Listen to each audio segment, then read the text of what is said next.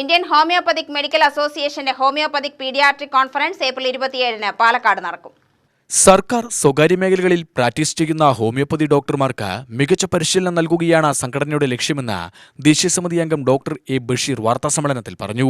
ഏറ്റവും നല്ല private doctor സ്റ്റേറ്റിൽ അത് ഡോക്ടർ കെ സജി, പിന്നെ നവാഗത ഡോക്ടർ നന്നായിട്ട് പ്രാക്ടീസ് ചെയ്തു വരുന്ന ഡോക്ടർ ഫവാസ് ഇബിനു അലി, അദ്ദേഹം മലപ്പുറത്ത് നിന്നാണ്. ഇവർക്കുള്ള അവാർഡുകളും ഈ ചടങ്ങിൽ വെച്ച് സംഘടിപ്പിക്കുന്നതായി. നമ്മുടെ ഇതിൽ പങ്കെടുക്കുന്നത് ഗവൺമെന്റ്, സ്വകാര്യ ഡോക്ടർമാർ, വിദ്യാർത്ഥികൾ, PG സ്റ്റുഡൻസ്, റിസർച്ച് സ്കോളേഴ്സ് അവരൊക്കെ പങ്കെടുക്കുന്നുണ്ട്. അതിന് പാലക്കാട് DMO ഡോക്ടർ ജ്യോതിയും ഈ പരിപാടിയിൽ പങ്കെടുക്കും. ശിശുരോഗവുമായി ബന്ധപ്പെട്ട അന്താരാഷ്ട്ര സെമിനാറാണ് ഏപ്രിൽ 27-ന് സംഘടിപ്പിക്കുന്നത്. സെമിനാറിനോടനുബന്ധിച്ച് സംഘടനാ ജനറൽ ബോഡിയും ചേരും. കുട്ടികളിൽ കാണുന്ന ഓട്ടിസം, സ്വഭാവ വൈകല്യം, ലഹരിമോചനം, അലർജി തുടങ്ങിയവയ്ക്ക് ഫലപ്രദമായ ചികിത്സ ഹോമിയോപ്പതിയിൽ ലഭ്യമാണ്. ചികിത്സാ രീതിയിലെ ആധുനികതയെക്കുറിച്ച് അറിവുകൾ ആർജിക്കുന്നതിന് സെമിനാർ ഉപകാരപ്പെടും.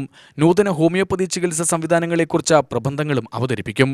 ഡോക്ടർമാർക്ക് പുറമെ വിദ്യാർത്ഥികളും സെമിനാറിൽ പങ്കെടുക്കുമെന്നും ഡോക്ടർ ബഷീർ പറഞ്ഞു.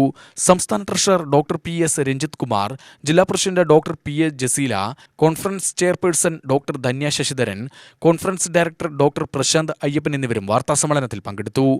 UTV news, Palakkad.